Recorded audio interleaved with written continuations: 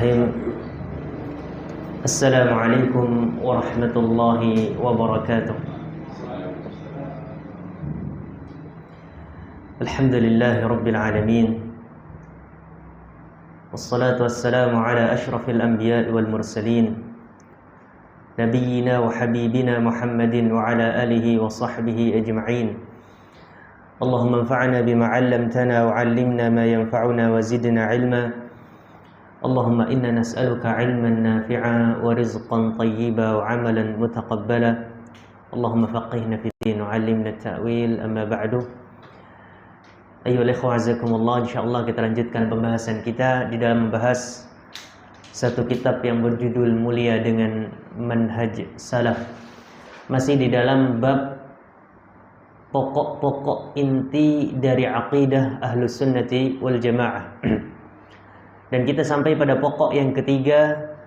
Beliau mengatakan rahimahullahu ta'ala, memahami nas-nas syar'i berdasarkan perkataan ulama salaf, tafsir mereka dan pendapat yang dinukil dari mereka.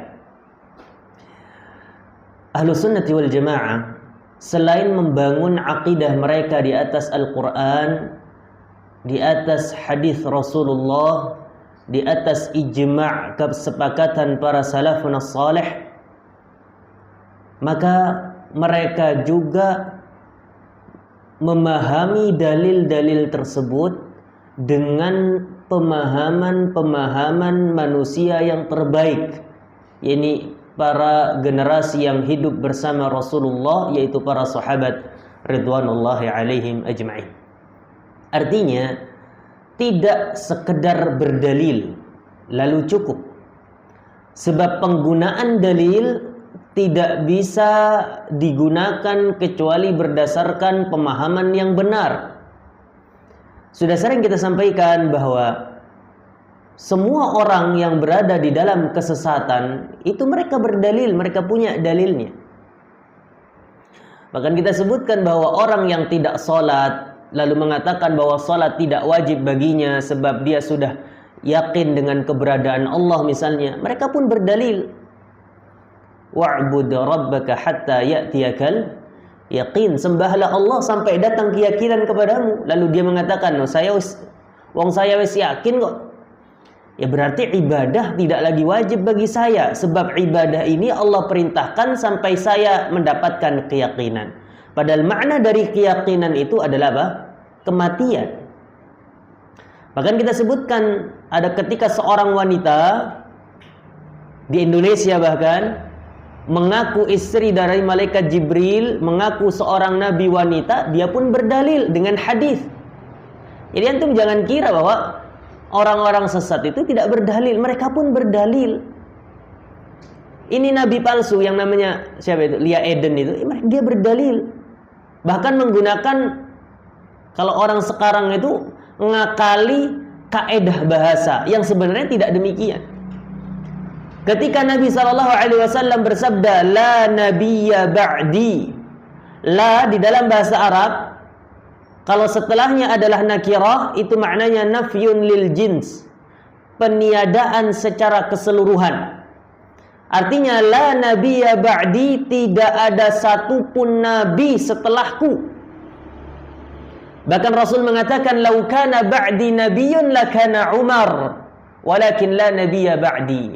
Andaikan setelahku ada nabi, niscaya nabi itu adalah Umar, tapi tidak ada nabi setelahku, kata Rasulullah. Nah, dia nabi palsu perempuan ini melintir hadis tersebut. Lalu dia katakan, la nabiyyun ba'di. Kalau la nabiyya ba'di, itu subjek utamanya adalah pada kalimat nabiyya. Subjek utamanya adalah pada kalimat nabiyya. Ba'di ini predikat namanya. Ini mubtada khabar atau isim la dan khabar la. Tetapi ketika dipelintir lalu dibaca la nabiyyun ba'di, maka subjeknya berubah. Bukan lagi membahas nabi, tapi subjeknya ada pada kalimat la. Jadi dia mengartikan la sebagai mubtada, yakni subjek, kemudian nabiyun sebagai predikatnya, sebagai khabarnya. Lalu dia katakan la nabiyun ba'di, la adalah nabi setelahku. Dan dia katakan la itu bentuk lain daripada nama dia, yaitu Lia. Ayo. Keren nggak dalilnya? Keren, pakai hadis. Bahkan berpakai kaedah bahasa. Karena dalam bahasa Arab itu ada kaedah tasghir namanya. Pengecilan. Untuk misalnya untuk menunjukkan nama anak kecil, atau untuk menunjukkan ini hal yang imut misalnya. Umar itu artinya Umar yang besar. Kalau menunjukkan Umar yang kecil, Umair. Ditambahkan apa? Ia ikut wazan fu'ail. Hasan itu besar, Husain itu kecil maknanya. Tasghir istilahnya. Maka kata dia, la tasghirnya adalah Lia.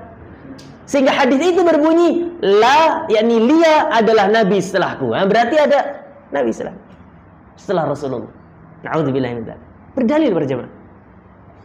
Ketika muncul agama baru, tapi dia mengatasnamakan Islam di India, Ahmadiyah, dengan pemimpinnya Mirza Ghulam Ahmad. Berdalil tidak? Berdalil dengan surah As-Saff bahwa nama dia ternyata sudah dikhabarkan oleh Nabi Isa alaihissalam. Ya'ti wa mubashiran bi rasuli ya'ti min ba'di ismuhu Muhammad atau Ahmad? Ahmad. Enggak tadi Ahmad. Itu yang di Makkah Muhammad. Ini Ahmad. Jadi Ahlussunnati wal Jamaah bukan hanya mementingkan apakah berdalil ataukah tidak berdalil, tapi bagaimana dalil ini dipahami oleh atau sesuai dengan pemahaman manusia-manusia terbaik, yakni para sahabat ridwanullahi alaihim ajma'in.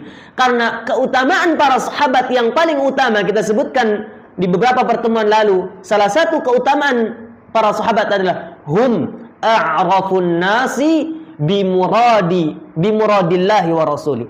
Mereka adalah manusia yang paling paham dengan maksud yang Allah firmankan di dalam Al-Quran dan maksud yang disampaikan oleh Rasul sallallahu alaihi wasallam di dalam hadis. Maka jikalau hari ini datang sebuah dalil kepada kita lalu digunakan oleh sebagian orang untuk mendukung, ya, sebagai upaya membenarkan hal-hal yang sebenarnya tidak benar, mudah menimbangnya. Cukup kita katakan, apakah dalil ini ada di masa para sahabat? Kalau kata mereka tidak ada, ya berarti nggak ada dari awal. Kalau mereka katakan dalil ini ada dari para sahabat, pertanyaannya, apakah para sahabat memahami ayat ini, hadis ini, seperti apa yang kalian pahami? Dan apakah kemudian mereka mengamalkan amalan yang seperti yang kalian kerjakan dengan landasan dalil yang kalian gunakan? Jikalau iya maka itu benar, jikalau tidak maka tidak. Kita ambil contoh mudah para jemaah dimuliakan oleh Allah Subhanahu wa taala. Sebagian orang ketika mereka merayakan satu perayaan yang bagi kita menjadi hal yang problematik di setiap tahunnya. Dan mungkin sebentar lagi nih. Bentar lagi ini bulan Safar ya. Nah, bulan depan udah diributkan lagi. Apa itu? Maulidur Rasul sallallahu alaihi wasallam di bulan Rabiul Awal. Para jemaah dimuliakan oleh Allah Subhanahu wa taala. Ketika sebagian kaum muslimin mereka merayakan Maulid Nabi sallallahu alaihi wasallam, lalu kemudian apa dalil mereka? Antum jangan kira mereka tidak berdalil para jemaah. Mereka berdalil dengan ayat Al-Quran. Mereka berdalil dengan firman Allah, "Qul bi fadlillahi wa bi rahmatihi fabidzalika falyafrahu." Katakanlah maka dengan keutamaan dari Allah, dengan rahmat Allah Subhanahu wa taala. Dan di antara rahmat Allah, di antara keutamaan dari Allah adalah diutusnya Nabi kita Muhammad sallallahu alaihi wasallam. Jadi ayat ini memang para jemaah dimuliakan oleh Allah. Ketika Allah berfirman, "Qul bi fadlillahi wa bi rahmatihi." Katakanlah dengan keutamaan dari Allah Subhanahu wa taala dan dari rahmat Allah dengan rahmat Allah Subhanahu wa taala. Fabidzalika falyafrahu, maka dengan itu berbahagialah. Para ulama mengatakan yang disebut keutamaan Allah di sini bukanlah hal-hal duniawi, tapi hal-hal yang berkaitan dengan ukhrawi, berkaitan dengan agama, dengan diturunkannya hidayah oleh Allah, diutusnya wahyu, diutusnya Rasul sallallahu alaihi wasallam, diturunkan wahyu kepadanya, diturunkan Al-Qur'an untuk memberikan petunjuk kepada kita. Ini rahmat keutamaan dari Allah. Sampai-sampai Umar bin Khattab radhiyallahu taala di masa khilafah beliau, ketika beliau berhasil, pasukan kaum muslimin berhasil membebaskan negeri Damaskus. Lalu dikumpulkan di situ ada namanya tanah, apa namanya? Tanah yang dibebaskan. Tanah yang sebelumnya digunakan oleh orang-orang kufar, lalu kemudian dibebaskan oleh kaum muslimin. Ya. Ini tanah namanya tanah Kharaj. Kemudian di situ banyak sekali onta-onta. Maka dihitunglah oleh Umar ada berapa. Maka kemudian orang di sebelah Umar mengatakan, "Hadza bi fadlillahi wa bi rahmatih. Fabidzalika nafrahu." Orang ini mengatakan ini keutamaan dari Allah. Ini rahmat dari Allah, maka dengan ini kita merasa senang. Maka Umar mengatakan, "Kadzabta, kamu bohong." Walakin qala ta'ala, tapi Allah berfirman, "Qul bi fadlillahi wa bi rahmatihi fabidzalika falyafrahu." Katakanlah dengan keutamaan dari Allah, dengan rahmat Allah Subhanahu wa taala, maka dengannya bergembiralah kalian. Ini Umar membantah, keutamaan Allah bukan onta-onta ini. Keutamaan Allah itu hidayah dari Allah. Keutamaan Allah diutusnya Rasulullah, diturunkannya Al-Quran.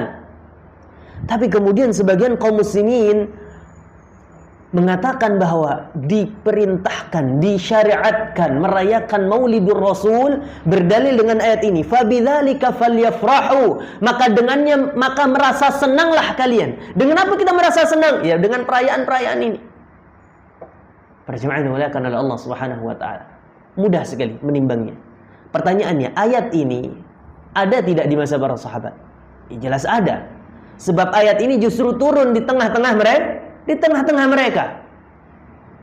Pertanyaannya, siapa yang lebih paham tentang maksud ayat ini? Orang belakangan atau mereka para sahabat?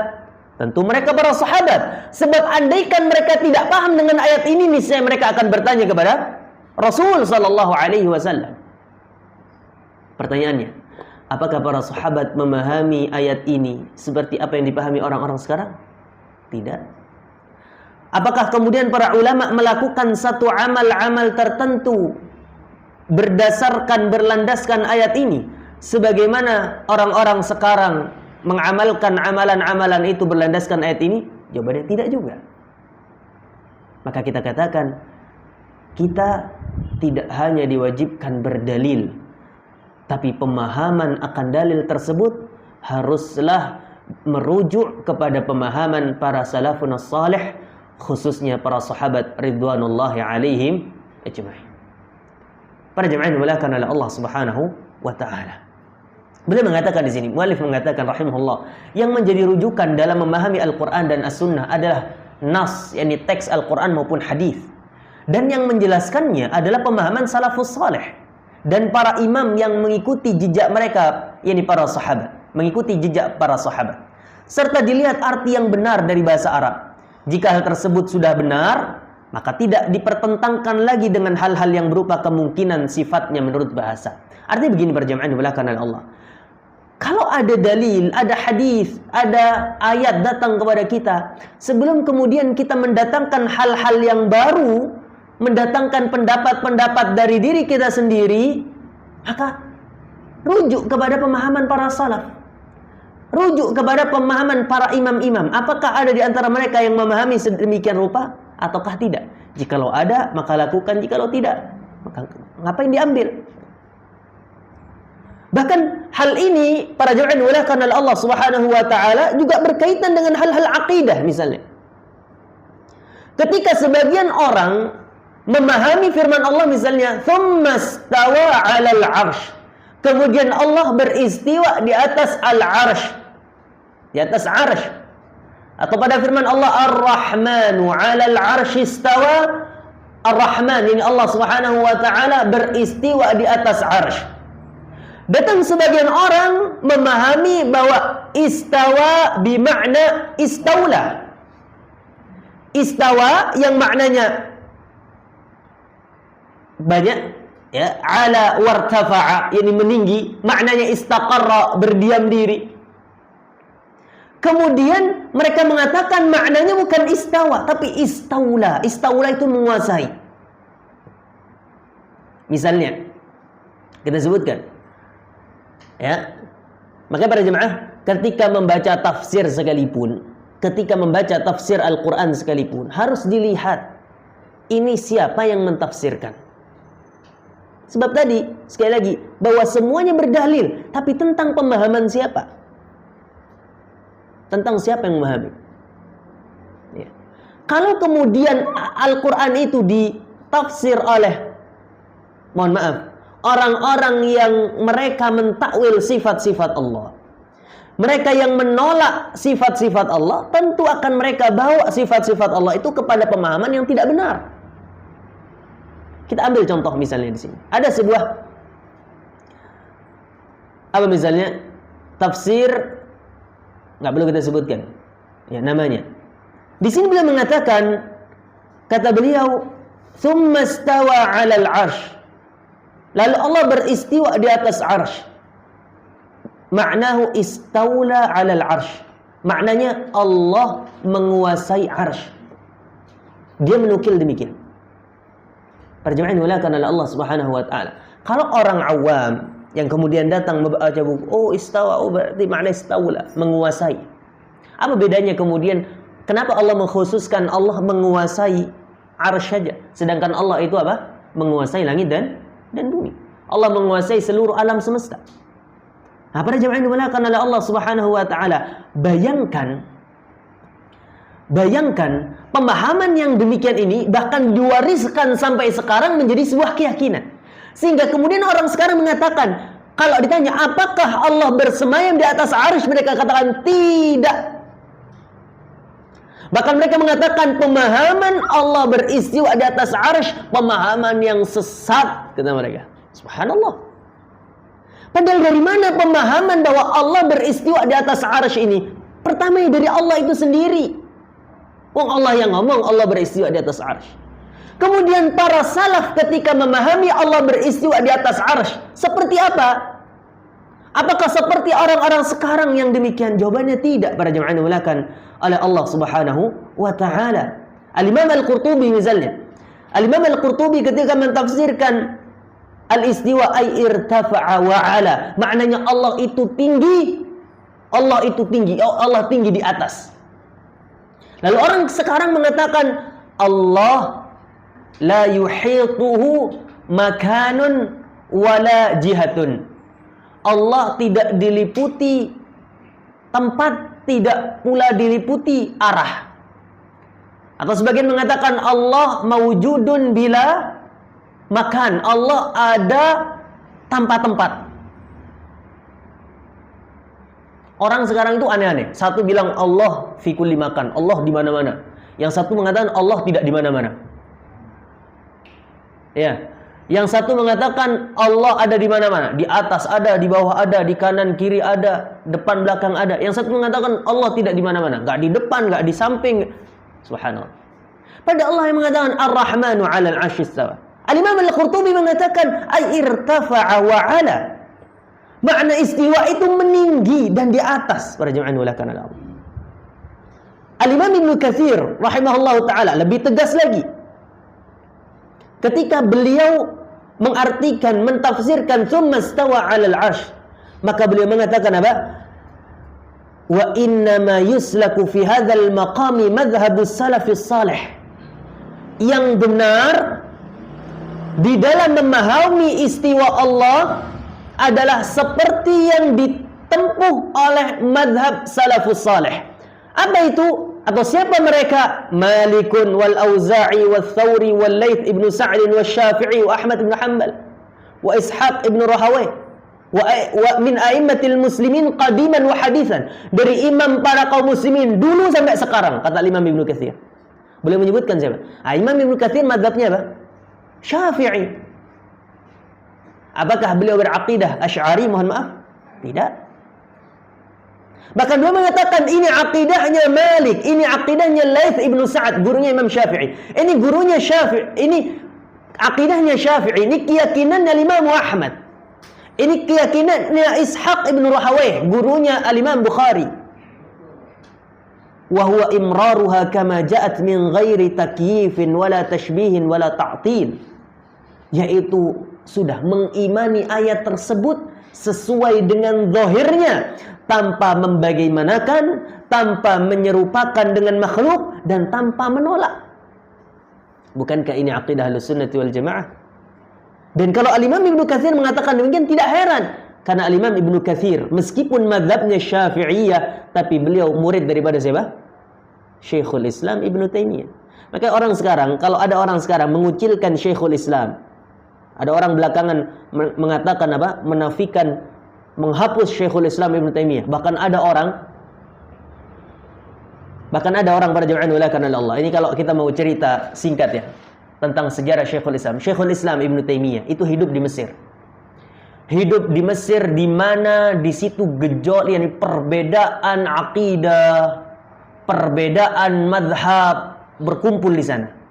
Tapi di majlis Syekhul Islam Ibnu Taimiyah, disitulah duduk para ulama dari berbagai macam madhab. Ada Al-Imam Ibnul Qayyim yang madhabnya Hambali. Ada kemudian Al-Imam Ibnu Katsir, Al-Imam Az-Zahabi yang madhabnya Syafi'i. Para jamaah dimuliakan oleh Allah Subhanahu wa taala. Sampai satu ketika ada seorang di Irak ya. Di Irak. Kemudian mendengar bantahan-bantahan Syekhul Islam kepadanya. Jadi Syekhul Islam ini yang dibantah oleh beliau itu siapa? Orang-orang liberal, orang-orang filsafat, ahlul kalam. Ya. Kemudian beliau itu yang dibantah oleh beliau orang-orang apa? Orang-orang Asy'ariyah dan banyak yang lain. Sampai kemudian para jamaah dimuliakan oleh Allah, ada seorang ulama di Irak kemudian langsung menghukumi begini, bahwa Syekhul Islam Ibnu Taimiyah, kata dia, bukan Syekhul Islam. Satu itu saja. Ya. Kenapa? Alasannya? Sebenarnya alasannya gampang ternyata. Ada satu muridnya yang manas-manasin dia. Oh, di sana ada orang namanya Syekhul Islam Ibnu Taimiyah begini. Lalu dia tulis bantahan untuk Syekhul Islam Ibnu Taimiyah. Atas dasar apa? Qila wa qal. Katanya. Ya. Kemudian sampailah kemana? Ke negeri Mesir. Sudah berganti generasi. Padahal para jemaah yang dimuliakan oleh Allah, orang yang melaqabi Syekhul Islam kepada Ibnu Taimiyah itu dari semua madhab. Bukan madhab tertentu, semua madhab. Lebih dari 80 para ulama yang menggelari beliau dengan Syekhul Islam. Termasuk siapa? Al-Hafidh Ibnu Hajar Al-Asqalani, pemilik Fathul Bari, syarah Sahih Al-Bukhari. Rata-rata justru dari madhab Syafi'i. Akhirnya orang ini saking budreknya istilah orang sekarang. Ini pusing ini. Karena yang membantah dia itu justru para ulama dari Syafi'iyah. Yang membantah dia adalah Al-Hafidh Ibnu Hajar Al-Asqalani. Akhirnya dia apa? Mengatakan orang yang mengatakan Ibnu Taimiyah adalah Syekhul Islam kafir. Coba. Kurang gimana nih? Awalnya dia mengatakan Syekhul Islam Ibnu Taimiyah, kata dia, itu adalah pentolan kesesatan, yang ngikutin dia sesat. Ketika dibantah oleh ulama yang dia agung-agungkan sendiri, langsung dia rubah, ganti lebih dahsyat lagi, yang meyakini Ibnu Taimiyah Syekhul Islam kafir. Buset. Ini para jamaah dimuliakan oleh Allah Subhanahu wa taala. Kalau ada orang sekarang kemudian meremehkan beliau, iya, Al-Imam Ibnu Katsir muridnya. Al-Imam Ibnu Katsir mengatakan memahami istiwa Allah adalah sesuai dengan zahir ayat. Imani, gak usah ditakwil, kata beliau. Ya. Para jemaah yang dimuliakan oleh Allah Subhanahu wa taala. Maka kemudian salaf mana yang mengatakan bahwa istiwa bermakna istaula? Mana istiwa yang mana menguasai? Gampang. Ya. Kalau kemudian mereka berdalil dengan ini, kita tanyakan apakah dulu para salaf memahami dalil tersebut sebagai apa, sebagaimana apa yang dia pahami. Kemudian datang misalnya, keyakinan orang sekarang yang mengatakan Allah di mana-mana. Apa dalil mereka? Mereka berdalil dengan ayat.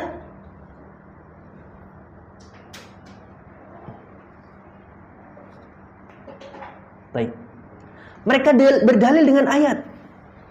Antum jangan kira mereka enggak berdalil dengan ayat. Mereka berdalil dengan ayat. Allah berfirman, "Wa huwa ma'akum aynama kuntum." Dan Allah bersama kalian dimanapun kalian berada.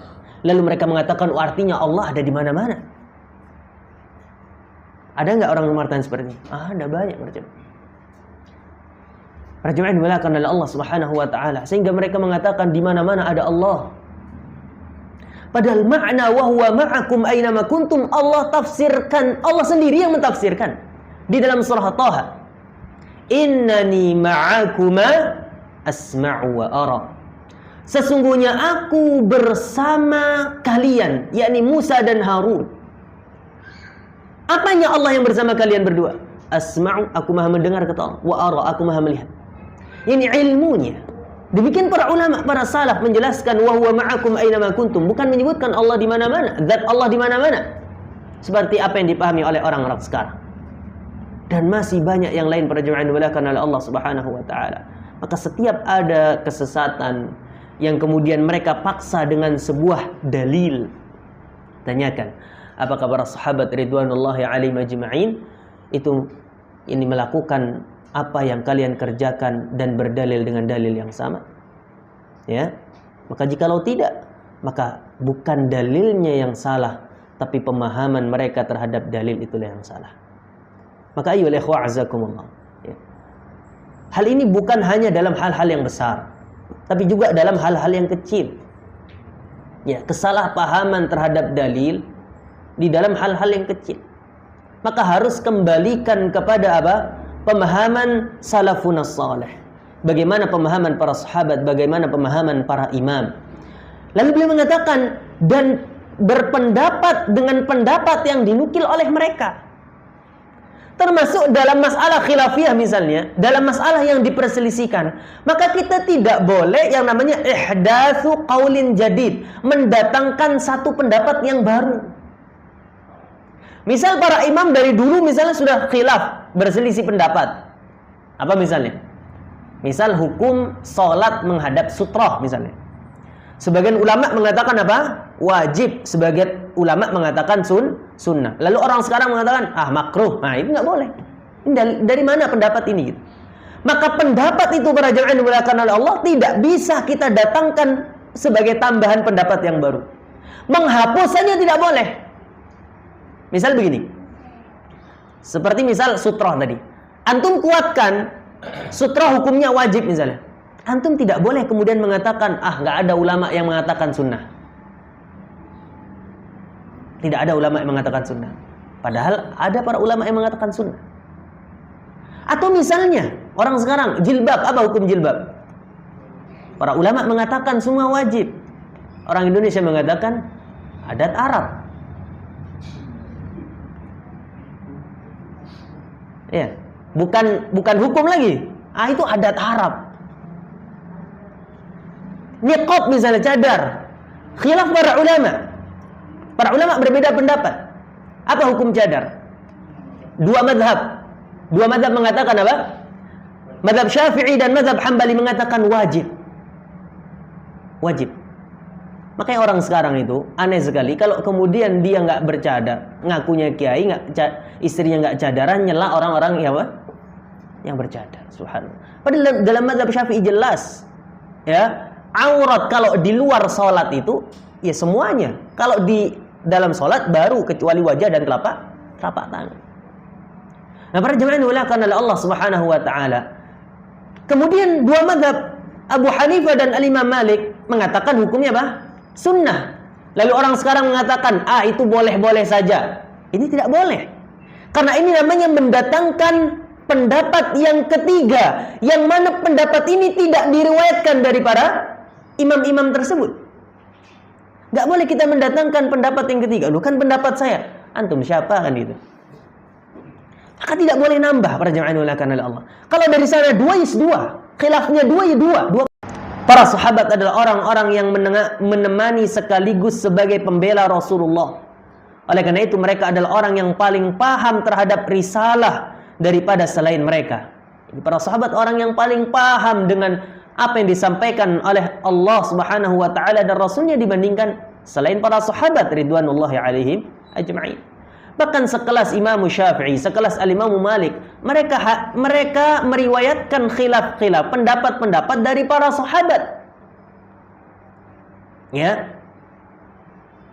Dari sini kita juga bisa mengambil pelajaran para jemaah, bahwa sekalipun ini pendapat dari ulama seterkenal apapun, tapi kemudian berbenturan dengan dalil yang jelas, maka yang kita ambil adalah dalil.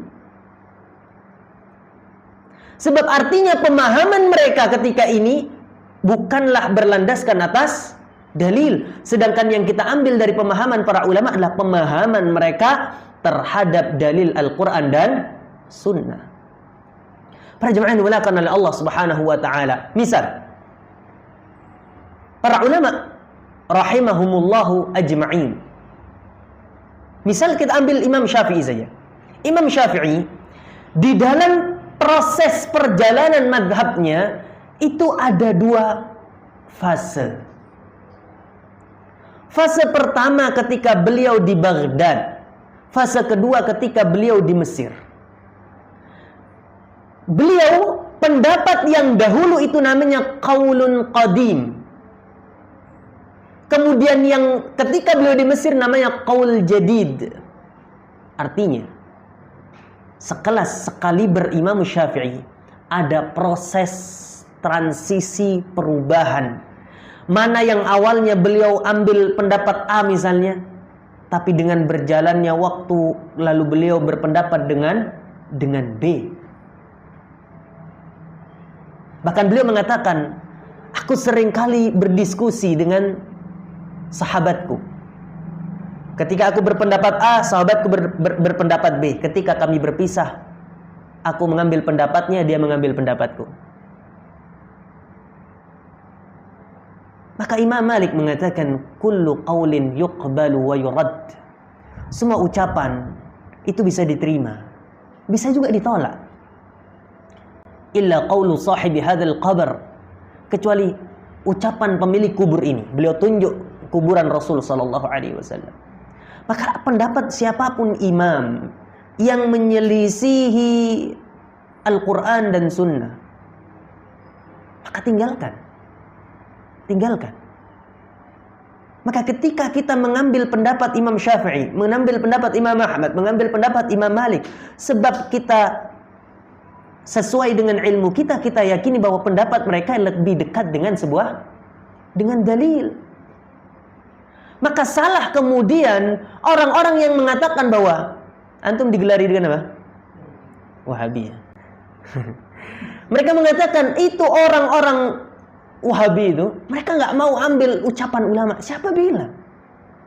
Justru bagi kita ucapan pendapat para ulama ini sebuah keharusan mengambil pemahaman mereka. Tapi dilihat, kan ulama banyak, ditimbang mana kemudian pemahaman yang lebih dekat dengan kebenaran. Artinya kita tidak menimbang kebenaran dengan nama, tapi kita menimbang sebuah nama dari kebenaran ucapannya. Ini yang dikatakan oleh para ulama, "Arifur rijala bil haqq wa la ta'riful haqq bir rijal." Mereka mengatakan kenali seseorang itu dengan kebenarannya, tapi jangan engkau kenali kebenaran dengan orangnya. Apa maksudnya? Kita kenal Imam Syafi'i sebab pendapat-pendapat beliau dalam banyak hal sesuai dengan Al-Quran dan Sunnah. Kita kenal Imam Ahmad sebab banyak dari pendapat beliau sesuai dengan Al-Quran dan Sunnah. Tapi kemudian jangan mengatakan apa yang dikatakan Imam Syafi'i pasti benar. Kebenaran hanyalah ada pada Imam Ahmad. Ini artinya kita mengenal kebenaran dengan apa? Dengan seseorang. Tapi kenali seseorang dengan kebenaran. Maka para jemaah yang dimuliakan oleh Allah Subhanahu wa taala, jangan dibalik gitu. Apapun pendapat, bahkan Abdullah ibnu Abbas radhiyallahu taala anhu. Abdullah ibnu Abbas radhiyallahu taala. Siapa yang tidak tahu Abdullah ibnu Abbas? Beliau pernah mengatakan, yushiku an tanzila alaikum hijaratun minas sama. Ketika beliau sampaikan kepada orang-orang Khawarij itu, mereka mengatakan, lalu disampaikan kepadanya ayat-ayat Allah, disampaikan kepadanya hadis-hadis Rasulullah. Mereka mengatakan, tapi kan kata Abu Bakar begini, tapi kan kata Umar begini. Maka Ibnu Abbas mengatakan, hampir-hampir saja Allah hujani kalian dengan batu. Qultu lakum qala Allah wa qala rasuluh. Aku sampaikan kepada kalian, Allah berfirman demikian, Rasul bersabda demikian. Wa qultum wa taqulun qala Abu Bakar wa Umar. Tapi kalian menjawab, tapi kan Umar begini, tapi kata Abu Bakar begini. Perjuangan dimuliakan oleh Allah Subhanahu wa taala. Sekali Abu Bakar dan Umar, tidak boleh posisinya diletakkan di atas Rasul sallallahu alaihi wasallam di dalam pendapat-pendapat mereka. Maka Allah ingatkan para ulama itu ketika mentafsirkan surah Al-Hujurat yang pertama, mereka selalu membawakan pelajaran ini. Ya ayyuhalladzina amanu la tuqaddimu baina yadayillahi wa rasulih. Wahai orang-orang yang beriman, jangan kalian mendahului Allah dan Rasulnya. Dalam hal apa? Dalam segala urusan, termasuk di dalam pendapat-pendapat kita, termasuk di dalam pendapat-pendapat dalam urusan agama. Jangan mendahulukan qaul fulan, qaul allan, hatta mereka sekali berulama mujtahid. Tapi kita punya Allah, punya Rasulnya sallallahu alaihi wasallam. Para ulama mengatakan, para jamaah, fa innana la nus'alu atattabi'a syafi'iyan aw ahmada wa innama sanus'alu madza ajabtumul mursalin. Sebab kita kelak pada hari kiamat ketika berdiri di hadapan Allah, Allah tidak akan tanya, kamu ikut Syafi'i atau kamu ikut Ahmad? Tapi yang Allah akan tanya, madza ajabtumul mursalin, apa yang kalian penuhi dari dakwahnya para rasul itu. Yang Allah tanya, kamu ikut sunnah Rasulnya atau tidak? Kamu ikut ajaran Rasulullah atau tidak? Tidak ditanya siapa imam yang kita ikuti. Adapun kita mengambil pendapat mereka, ini wasilah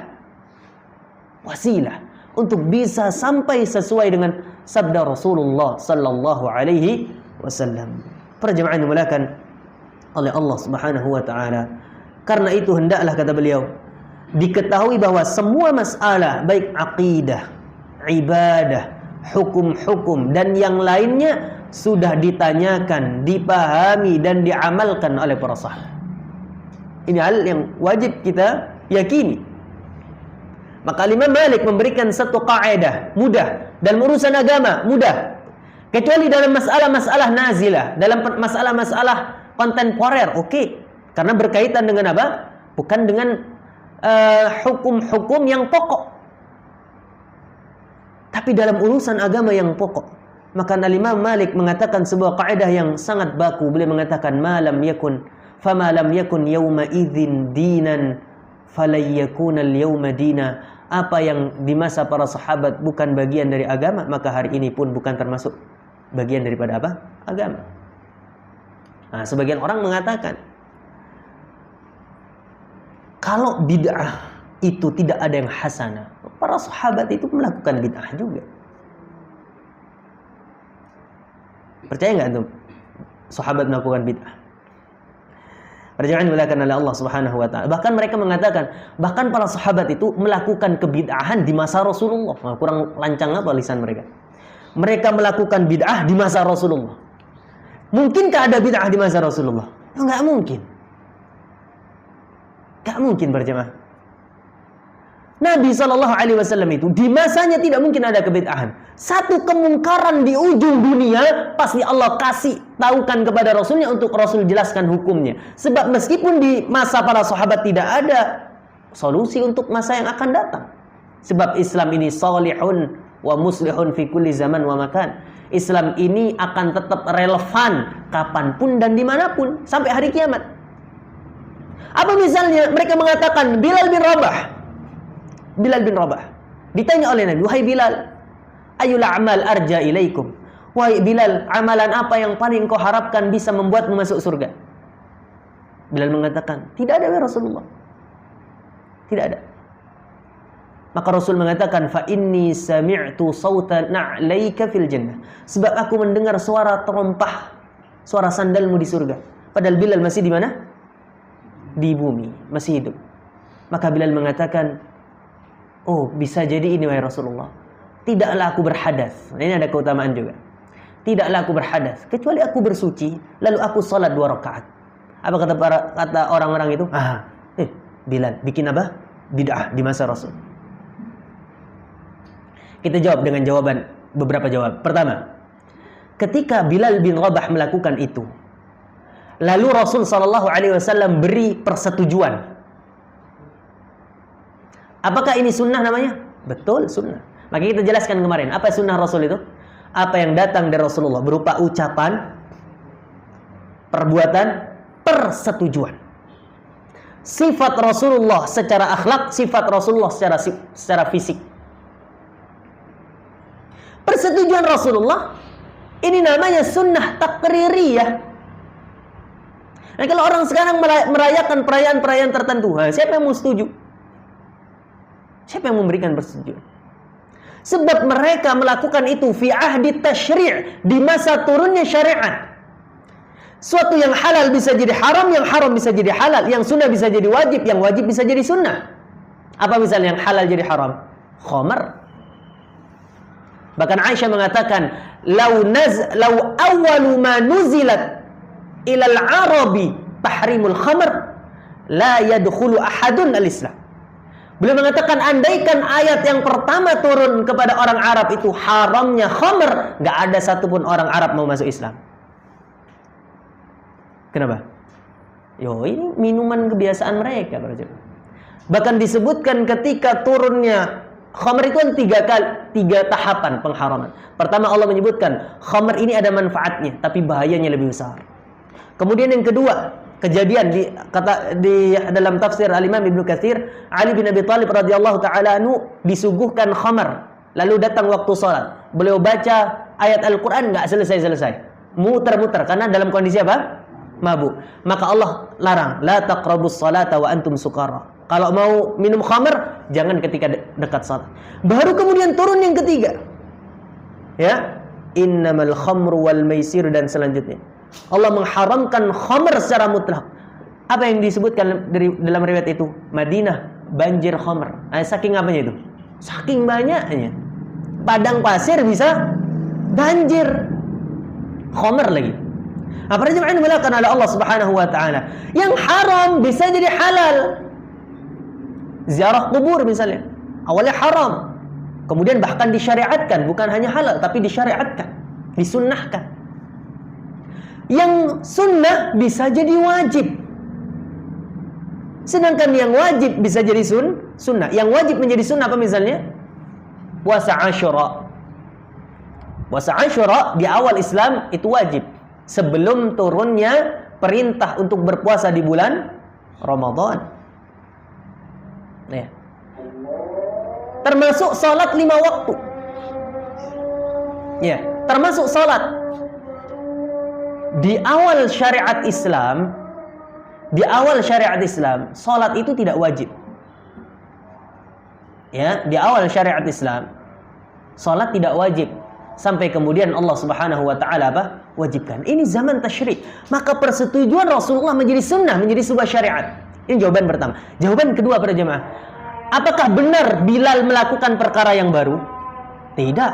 Ternyata dalam hadis Utsman bin Affan, Rasul sallallahu alaihi wasallam mencontohkan bagaimana cara berwudu. Lalu Nabi mengatakan, "Man tawadda'a mithla wudu'i hadza", barang siapa yang berwudu dengan wuduku ini, "tsumma yusalli rak'atain", lalu dia salat 2 rakaat, "lam yuhaddits fihi ma nafsahu", dia khusyuk di dalam melakukan salatnya, enggak ngajak ngobrol jiwanya sendiri, "kaffarallahu biha min khatayahu", atau dalam riwayat ghafarallahu ma taqaddama min dhanbi, Allah ampuni dosa yang telah berlalu. Ternyata ada apanya? Ada dalilnya. Lalu kemudian mengatakan sahabat melakukan bid'ah. Atau mereka contoh lain, ucapan Umar bin Khattab ketika Umar mengatakan apa? Ni'mal bid'atu Hadhi, sebaik-baik bid'ah itu ya ini gitu. Kapan ini? Ketika Rasul sallallahu alaihi wasallam di masa hidupnya, kata mereka ini ya, kata mereka, itu nggak pernah sholat tarawih berjamaah. Di masa Abu Bakar nggak pernah juga. Lalu di masa Umar, sholat tarawih berjamaah di masjid. Lalu Umar mengatakan sebaik-baik bid'ah adalah ini. Nah, coba kita lihat.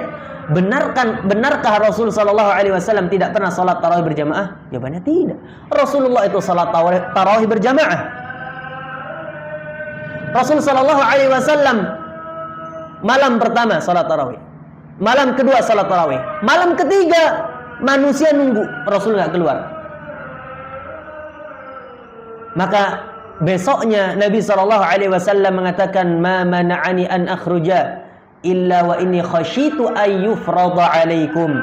Tidaklah ada yang menghalangiku untuk keluar salat bersama kalian kecuali aku takut salat tarawih ini menjadi wajib bagi kalian. Nabi tinggalkan bukan berarti tidak disyariatkan, sebab syariatnya masih ada tidak? Masih ada, dan Nabi lakukan berjamaah. Hanya saja tidak dilakukan oleh Nabi berjamaah takut menjadi wajib. Di masa Umar mungkinkah yang sunnah ini kembali menjadi wajib? Tidak mungkin, Rasulullah sudah wafat.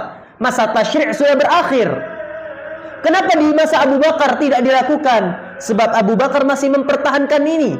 Dan di masa Abu Bakar sibuk dengan memerangi orang-orang murtadin. Maka di masa Umar manusia semakin banyak. Lalu Umar melihat di masjid, di pojokan sana orang salat berjamaah, di sana orang kelompok lain salat berjamaah. Lalu kemudian Umar mengumpulkan mereka salat di belakang satu imam, di antara Abu Musa al-Asy'ari. Dan disebutkan itu wa yaqra'una bil mi'in. Mereka membaca ratusan ayat. Wala nansarifu illa qubaila as-sahri, dan kita tidak selesai dari salat tarawih kecuali mendekati waktu sahur. Nah, kalau berani tarawih kayak gitu para jemaah. Dari habis Isya sampai mendekati waktu sahur. Insyaallah. Itu imamnya pingsan juga. Para jemaah dimuliakan oleh Allah Subhanahu wa taala. Berarti tidak bid'ah. Lalu apa maksud ucapan bid'ah Umar? Ini makna secara bahasa para jemaah. Bid'ah perkara yang baru. Ya, perkara yang baru, sebab di masa Umar tidak ada. Bukan bid'ah bahwa Rasul sallallahu alaihi wasallam tidak mensyariatkannya. Bahkan Nabi sallallahu alaihi wasallam dalam hadis lain memberikan keutamaan. Man shalla khalfal imami hatta yansarif kutiba lahu qiyamul lailatin. Barang siapa yang salat tarawih di belakang imam, berarti jamaah atau tidak? Jamaah. Dicatatkan baginya apa? Salat semalam penuh asalkan tidak pulang sampai imam selesai. Para jemaah yang dimuliakan oleh Allah Subhanahu wa taala. Maka para jemaah yang dimuliakan oleh Allah, tidak mungkin para sahabat itu melakukan kebid'ahan. Lalu bagaimana Abu Bakar yang mengumpulkan Al-Quran? Jawabannya Al-Quran harus dikumpulkan justru. Mana dalil Al-Quran harus dikumpulkan? Al-Baqarah ayat kedua. Dzalikal kitabu. Apa Al-Kitab itu? Yang terhimpun, bukan lembaran. Kalau hanya lembaran, suhuf namanya. Tapi kenapa di masa Rasul tidak dilakukan? Sebab Al-Quran turun tidak berurutan. Al-Quran turun itu berangsur-angsur, bertahap-tahap, dan tidak berurutan. Makanya ayat terakhir turun kepada Rasulullah, surah apa? Al-Maidah, ayat 3, bukan terakhir, ayat 3. Ya. Maka kemudian di masa Abu Bakar, banyak penghafal Al-Quran yang apa? Yang meninggal karena peperangan, maka kemudian akhirnya dikumpulkan, dihimpunlah Al-Quranul Karim.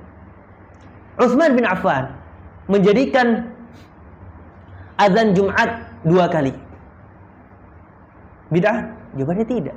Para jemaah dimuliakan oleh Allah. Rasul sallallahu alaihi wasallam mengatakan, "Alaikum bisunnati wa sunnatil khulafa'ir rasyidin al-mahdiyyin 'addu 'alaiha bin nawajid."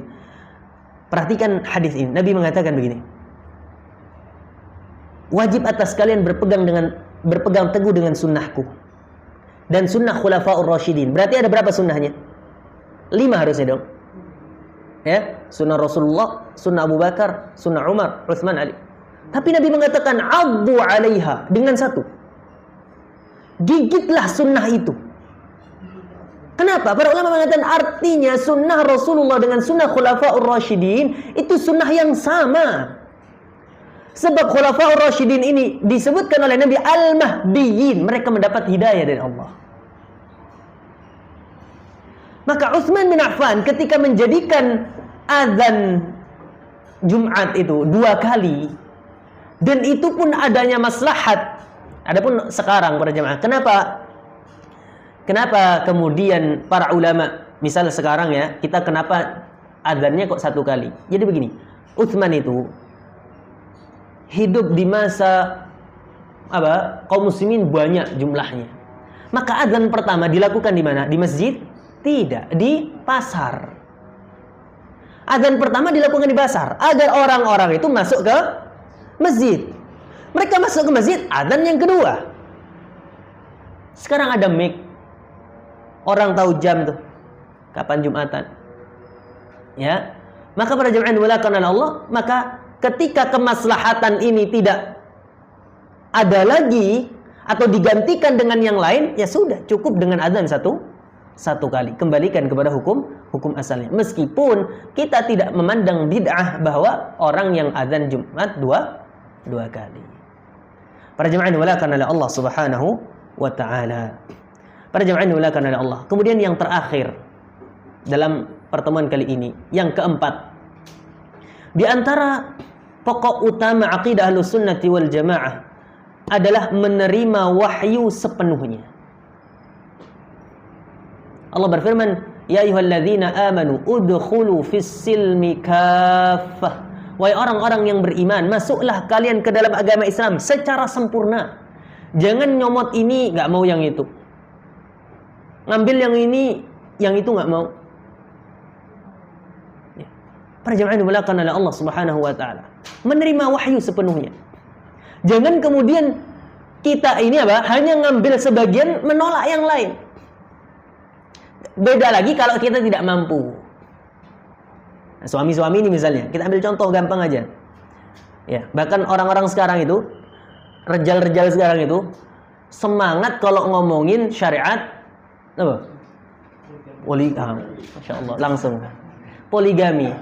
Tapi kalau disampaikan hadis bahwa Rasulullah bantu istrinya, gak terima. Saat kesel kerja, saat. Kalau disebutkan sunnah Rasul bukan poligami aja, Pak. Bantu istri di rumah, jahit, ya, nambel panci bolong, jahit sandal putus, adanya cuka dimakan. Ya. Oh, kalau itu haput, Zat. Bantu istri berat. Terima lauk yang dimasak istri berat juga. Nah, ini kan termasuk gambaran ngambil sebagian, yang lain nggak mau. Kecuali kita mengatakan belum mampu, Zat. Gimana lagi? Maka berjamaah dimulakan oleh Allah Subhanahu wa taala. Allah berfirman, "Fala wa rabbika la yu'minun." Maka demi Allah bersumpah dengan dirinya, maka demi Tuhanmu, ini Allah Subhanahu wa taala, la yu'minun, mereka itu hakikatnya belum beriman. Sampai kapan mereka beriman? Hatta yuhakkimuka fima syajara bainahum, sampai mereka menjadikan engkau wahai Rasulullah hakim tertinggi untuk mengadili mereka. Sampai engkau mereka jadikan sebagai benar-benar suri tauladan, yang ucapanmu itu dikatakan pasti benar, ucapanmu mengadili perselisihan di antara mereka. Orang sekarang ketika mereka berselisih, bahkan mereka mengatakan begini, ucapan dari mereka, perdebatan itu berakhir kalau salah seorang di antara kita mengatakan mana dalilnya. Karena kita udah malas ngeladeninnya. Lah, terus apa yang mau didebatkan kalau nggak tanya mana dalilnya? Dari mana kemudian hukum-hukum ini muncul kalau tidak ditanya dari mana dalilnya? Sebab para jemaah dimulakan oleh Allah tidak beriman, kata Allah. Hakikatnya tidak beriman. Sampai mereka menjadikan kamu hakim dalam perkara yang mereka selisihkan. Kemana kita akan kembali ketika berselisih kalau bukan kepada firman Allah?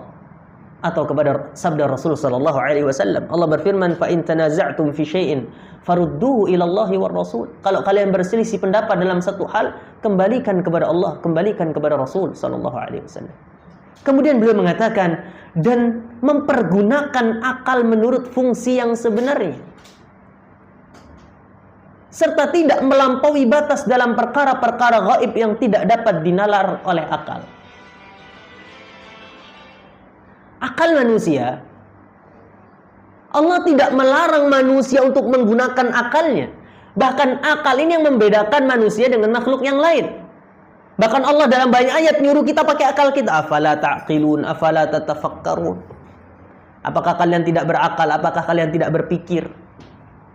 Tapi jangan sampai kemudian akal kita melampaui batas yang seharusnya.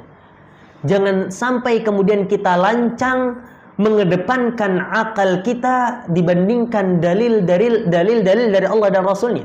Sebab Al-Imam Syatibi ketika menyebutkan pokok utama sebab munculnya kesesatan di antara kaum muslimin adalah taqdimul aqli 'anin naqli, ketika manusia mendahulukan akal sebelum dalil.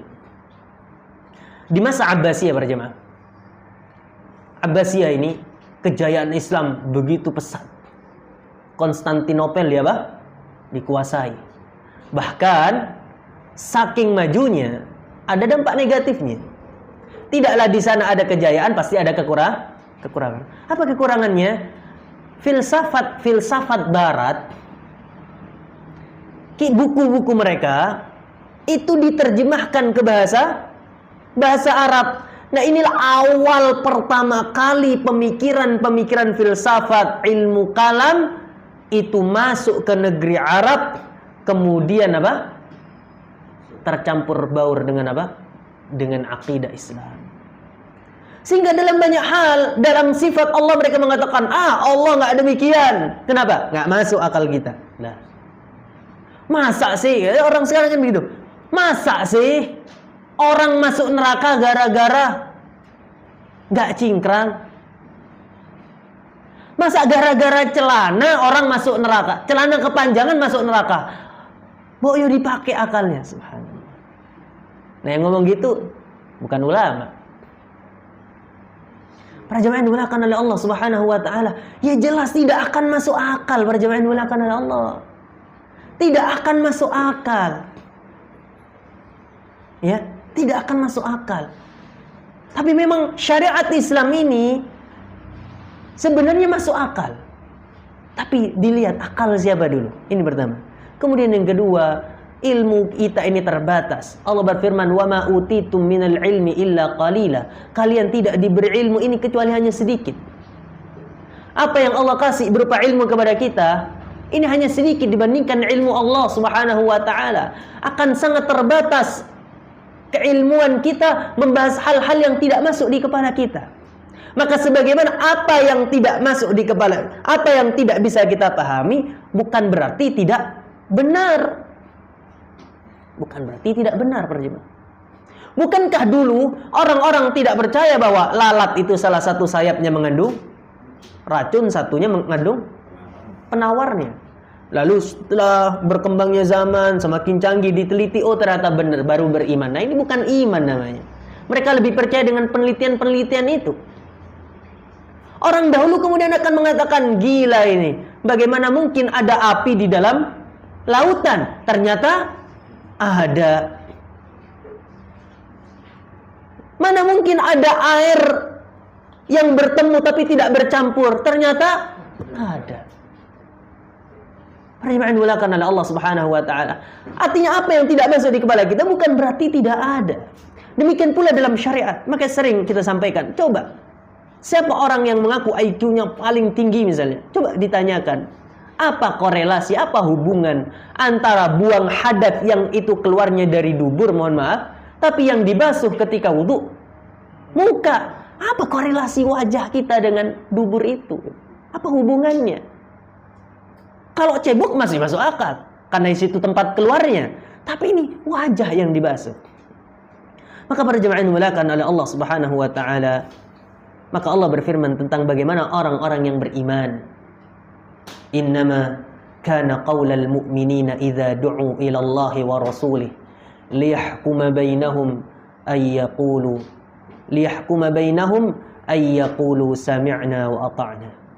Hanya saja ucapan orang-orang yang beriman ketika dipanggil, sini aku berikan hukum kepada kalian. Ini, sini. Pak, dianjurkan puasa sunnah, Pak. Hikmahnya apa, Ustaz? Apa gampang no rezeki ya, Pak? Ngelaris no dagangan. Subhanallah.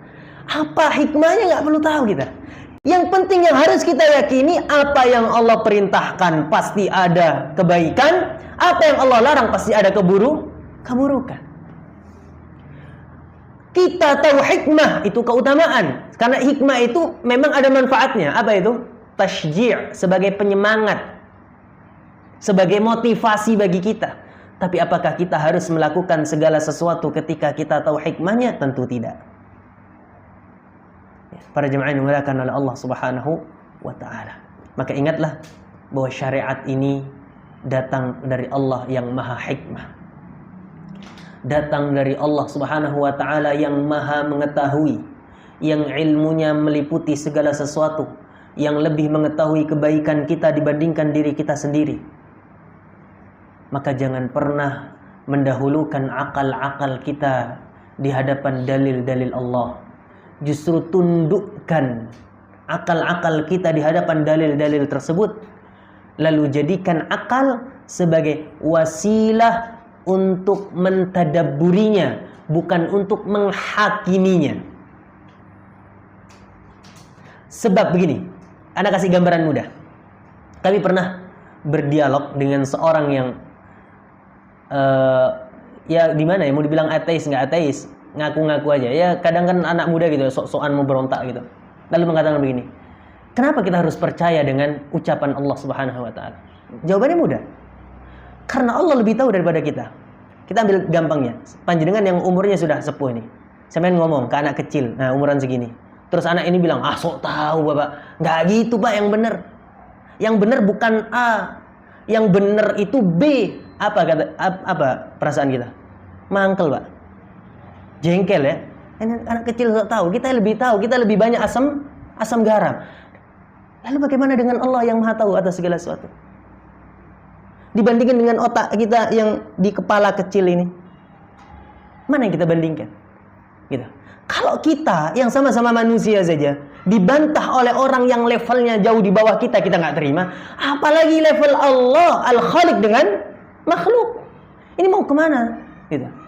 Maka para jemaah yang dimuliakan oleh Allah, apa yang Allah perintahkan itu dari Allah yang Maha tahu dan Allah yang Maha Hikmah, yang tidaklah memerintahkan sesuatu kecuali ada kebaikan padanya, tidak melarang sesuatu kecuali ada bahaya di dalamnya. Ini yang bisa kita sampaikan, semoga bermanfaat. Naktafi bihadza, subhanakallahumma bihamdika asyhadu an la ilaha illa anta astaghfiruka wa atubu ilaik. Hadanallahu wa iyyakum ajma'in. Assalamu alaikum warahmatullahi wabarakatuh.